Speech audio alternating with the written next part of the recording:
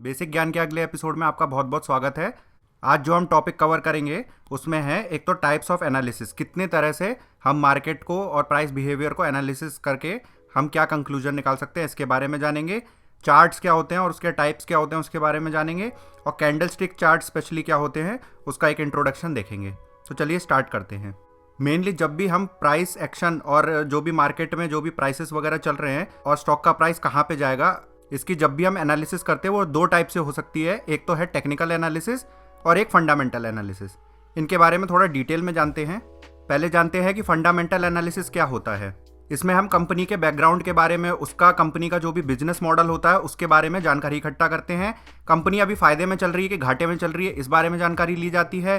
Company पे कर्जा है कि नहीं, आगे फ्री कैश फ्लो कैसा होगा, नेट में प्रॉफिट आ रहा है कि नहीं, और भी तमाम तरह की जो भी चीज़ें होती हैं, इसका भविष्य कैसा रहेगा, ये जो बिजनेस मॉडल है ये कितने साल तक सस्टेनेबल है, ये सारी जानकारी, जो भी चीज़ें एक बिजनेस चालू करते टाइम हमें ज़रूरत पड़ती है, जिन जिन चीज़ों की जो भी बेसिक जानकारियाँ चाहिए होती है, वो सारी जानकारियाँ हम इकट्ठा करते हैं किसी भी जब हम बिजनेस को एनालाइज करते हैं। तो उस तरह के एनालिसिस को फंडामेंटल एनालिसिस कहा जाता है। यदि कोई बिजनेस बहुत ज़्यादा स्ट्रांग होगा तो उसका हम पता इसी तरह से लगा सकते हैं कि वो कंपनी हमेशा प्रॉफिट में जा रही होगी। इसी तरह की तमाम जानकारियों से पता लगाया जाता है कि हमें एक्चुअल में खरीदना क्या है, कौन सा स्टॉक खरीदना है, ये हमें फंडामेंटल एनालिसिस से पता लग सकता है। और फंडामेंटल एनालिसिस के अंदर अलग अलग टाइप की स्टडीज भी होती हैं, काफ़ी एडवांस स्टडीज होती हैं। उसमें हम ये भी पता लगा सकते हैं कि कंपनी जो है अपने टोटल प्रॉफिट के हिसाब से ओवर वैल्यूड है कि अंडर वैल्यूड है। वो सारी चीज़ें हम फंडामेंटल एनालिसिस में कवर करते हैं। आइए अब जानते हैं कि टेक्निकल एनालिसिस क्या होता है। टेक्निकल एनालिसिस के अंदर सिर्फ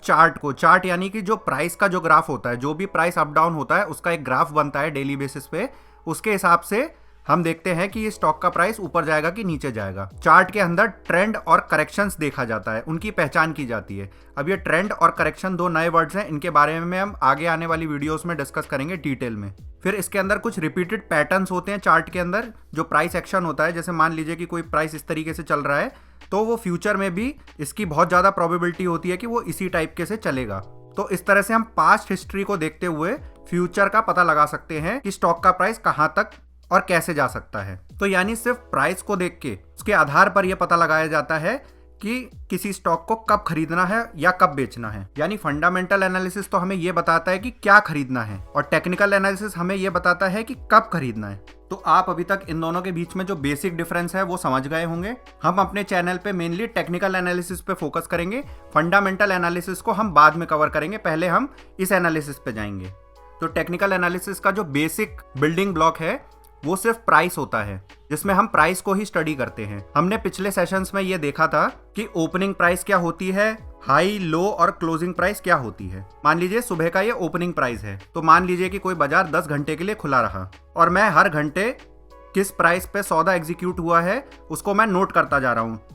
या ये कह सकते हैं कि मैं हर घंटे लास्ट ट्रेडेड प्राइस जो भी रही होगी LTP, मैं उसको रिकॉर्ड करता जा रहा हूँ। तो मान लीजिए दिन की शुरुआत यहाँ किसी शेयर का प्राइस 300 रुपए से स्टार्ट हुई है। उसके बाद शेयर का प्राइस धीरे धीरे नीचे आता गया, जैसे सेलर्स एग्रेसिवली सेल करते गए, जैसा कि हम पहले भी देख चुके हैं। फिर बायर्स इसको ऊपर की तरफ लेके गए, फिर सेलर्स नीचे लेके आए। तो दिन के दौरान जो भी लोएस्ट लेवल बना 100 रुपए, वो यहाँ पे लो हमने रिकॉर्ड कर लिया।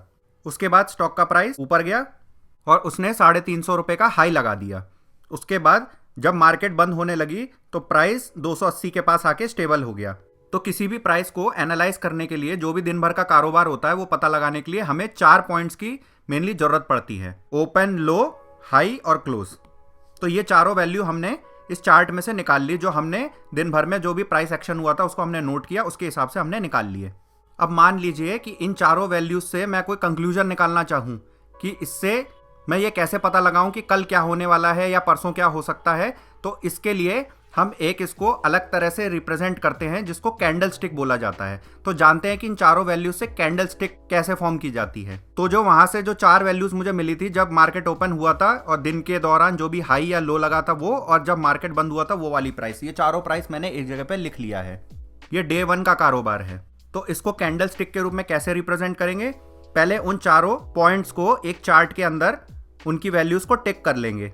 जैसे मान लीजिए ओपनिंग 300 रुपए पर है तो 300 रुपए पे यहाँ पे एक टिक लगा लिया, क्लोजिंग 280 पे थी, यहाँ टिक लगा लिया, लो और हाई, ये 4 पॉइंट्स हमें मिल गए हैं। तो मैंने एक वर्टिकल सिधाई में इन चारों डॉट्स को प्लॉट कर दिया है। अब ओपनिंग और क्लोजिंग के बीच में जो भी गैप होगा उसके अंदर एक कलर भर दिया जाता है। कलर रिप्रेजेंटेशन यहाँ पे किया जाता है। अभी फिलहाल एक रेड कलर है। इसका सिग्निफिकेंस अभी मैं आपको थोड़ी देर में बताऊंगा कि हमने रेड कलर क्यों लिया है। जिस पोर्शन में हमने कलर भरा है उसको बॉडी कहा जाता है और बाकी जो यहाँ पे हमें लाइंस दिख रही हैं इनको शैडो कहा जाता है। तो जब भी हमारे पास इस तरह का कोई भी स्ट्रक्चर हमें दिखाई देगा कैंडल स्टिक का, तो हम उससे ये देख के पता लगा सकते हैं कि जो भी इसका लोएस्ट पॉइंट होगा उससे हमें पता लग जाएगा कि दिन के दौरान लो क्या लगा था, हाईएस्ट पॉइंट से ये पता लग जाएगा कि हाई पॉइंट कौन सा था। अब इसमें देखने वाली ये चीज़ है कि जब भी ओपन अपर साइड पे होगा और क्लोज ओपन के नीचे होगा, तो उस केस में हमने देखा कि जब से कारोबार शुरू हुआ और जब तक बंद हुआ तो हमें नेट में डाउन मिला, प्राइस जो है वो नीचे की तरफ आया था। तो इस वजह से हमने इसके अंदर रेड कलर भरा है। मान लीजिए मैं इसके अंदर कोई कलर ना भरूं तो हम ये कभी नहीं पता लगा पाएंगे कि ओपनिंग यहाँ हुई है कि ओपनिंग यहाँ हुई है। तो ये पता लगाने के लिए इसमें एक कोई कलर भरा जाता है। जब भी रेड कलर होगा तो इसका मतलब यह है कि ओपनिंग हमेशा ऊपर हुई होगी और क्लोजिंग हमेशा नीचे हुई होगी। इसका मतलब ये है। अब मान लीजिए अगले दिन का एक कारोबार है। इस एग्जाम्पल में पिछले के कंपेरिजन में जो ओपन है और क्लोज है इन दोनों की वैल्यूज को आपस में बदल दिया गया है। तो आप इसमें देख पाएंगे कि क्लोज इसमें ऊपर है, ओपन नीचे है। बाकी हाई और लो तो हमने एज इट इज प्लॉट कर दिया है जैसा था। इस केस में जिस प्राइस पे स्टॉक ओपन हुआ और जिस प्राइस पे स्टॉक क्लोज हुआ उन दोनों का डिफरेंस एक पॉजिटिव वैल्यू है, यानी कि स्टॉक नेट में ऊपर की तरफ गया है। इस वजह से इसका कलर ग्रीन रखा गया है।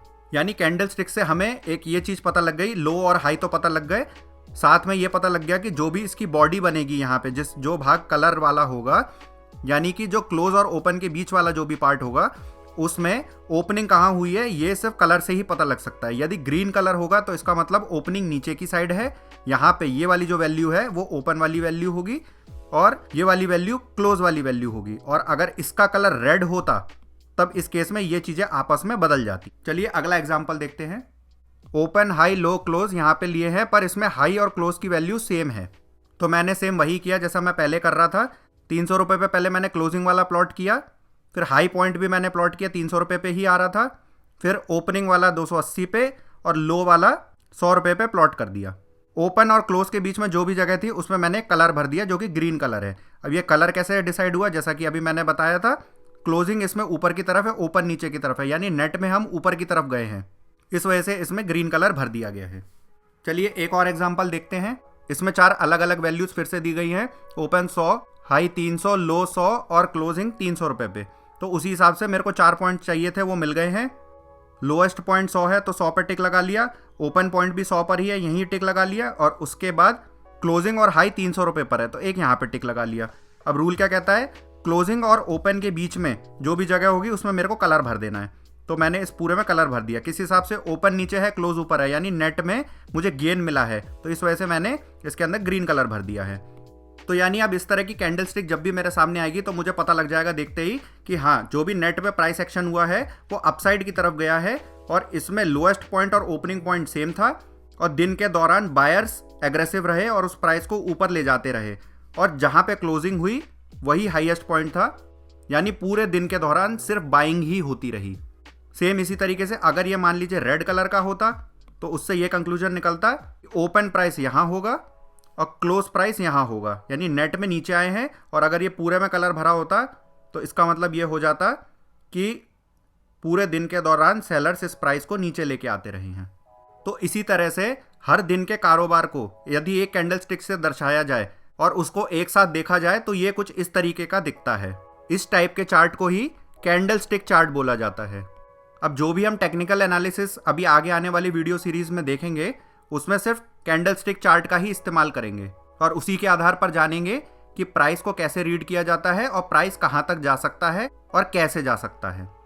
तो आशा करता हूं कि आपको कैंडल स्टिक चार्ट के बारे में समझ में आया होगा। अगर आपको हमारे एफर्ट्स पसंद आ रहे हैं तो इस वीडियो को लाइक कर दीजिए और हमारे चैनल को सब्सक्राइब कर दीजिए। और अगर अभी तक आपने हमारा फ्री टेलीग्राम चैनल ज्वाइन नहीं किया है तो उसको कर लीजिए। उसका लिंक अभी आपको QR कोड के रूप में दिखाई देगा। Thank you and have a nice day.